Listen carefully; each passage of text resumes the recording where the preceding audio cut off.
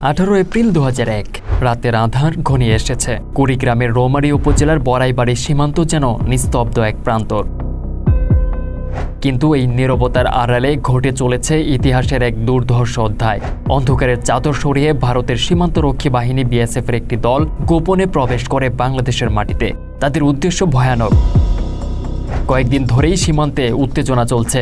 ছোটলোক বাংলাদেশিদেরকে একটা শিক্ষা না দিলে নয়। পিচ্ছি একটা দেশ হয়ে ওরা আবার চোখ রাঙায় কি করে? চোখটা তাই গেড়ে দিতে হবে, পুড়িয়ে দিতে হবে ঘরবাড়ি, ফেলতে হবে লাশ, জায়গাটাকে শ্মশান বানাতে হবে রাতের আধারে।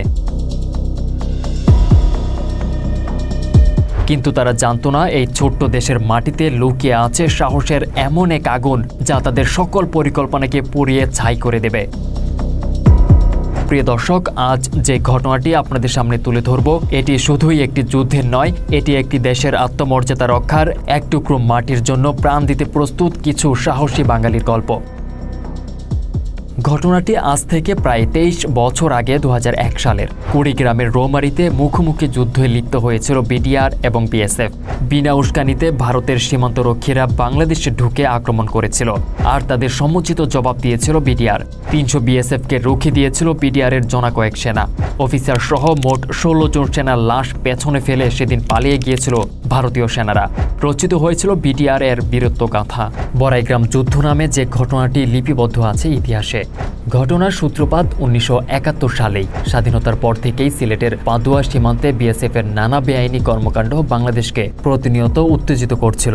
2001 সালে সেই উত্তেজনা চরমে পৌঁছায় যখন বিএসএফ বেআইনিভাবে পাদুয়া সীমান্তে রাস্তা নির্মাণের চেষ্টা চালায়।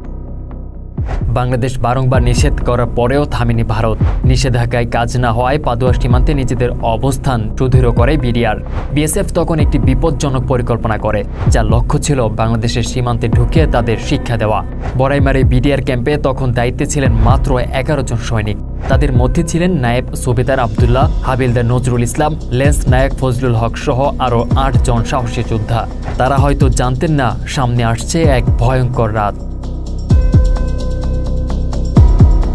18 এপ্রিল 2001 ভোর 4টার দিকে গ্রামের এক তরুণ এসে খবর দেয় শত শত বিএসএফ সৈন্য সীমান্তের কাঁটাদার পেরিয়ে বাংলাদেশের ভেতরে ঢুকে পড়েছে। এই খবর পেয়ে হাবিলদার নজরুল ইসলাম সঙ্গে সঙ্গে সব সৈন্যদের প্রস্তুত থাকার নির্দেশ দেন। তারা জানতেন শত্রুর সংখ্যা অনেক বেশি, কিন্তু নিজেদের মাটির জন্য লড়াইয়ে পিছিয়ে যাওয়ার প্রশ্নই আসে না। ভোর 5টা বাজে। আকাশের সূর্য তখনও ওঠেনি। 3 শতাধিক বিএসএফ সৈন্য 3 দিক থেকে বড়াইবাড়ি ক্যাম্প ঘিরে ফেলে। প্রথমে তারা নিশ্চিত ছিল খুব সহজেই এই ছোট্ট ক্যাম্পটি দখল করে ফেলা যাবে। কিন্তু হাবিলদার নজরুল ইসলামের নেতৃত্বে বিডিআর সৈন্যরা চারপাশের বাংকার থেকে অ্যাম্বুশ করে শত্রুকে প্রতিহত করার জন্য প্রস্তুত হয়ে যান। বিএসএফ সৈন্যরা যখন বৃষ্টির মতো গুলি ছুড়তে শুরু করে, বাংলাদেশের সৈন্যরাও পাল্টা আঘাত হানে। মেশিনগানের গর্জন, বুলেটের ঝড় আর সাহসী হৃদয়ের ধ্বনি যেন একাকার হয়ে যায়। বিএসএফ ভাবেনি যে তাদের সামনে এমন দুর্ধর্ষ প্রতিরোধ আসবে। এই প্রথমবার তাদের মনের ভেতর শঙ্কার কালো ছায়া নেমে আসে। এক পর্যায়ে বিএসএফের গুলিতে লেন্স নায়ক ওহিদুজ্জামান শহীদ হন। কিন্তু তার মৃত্যু যেন আরও শক্তি যোগায় সহযোদ্ধাদের মধ্যে। এই মুহূর্তে জীবনের ভয় তাদের জন্য গুরুত্বহীন হয়ে পড়ে। নিজেদের মাটির প্রতিটি কণা রক্ষার জন্য তারা লড়াই চালিয়ে যেতে থাকে। চলতে থাকে মুখোমুখি যুদ্ধ।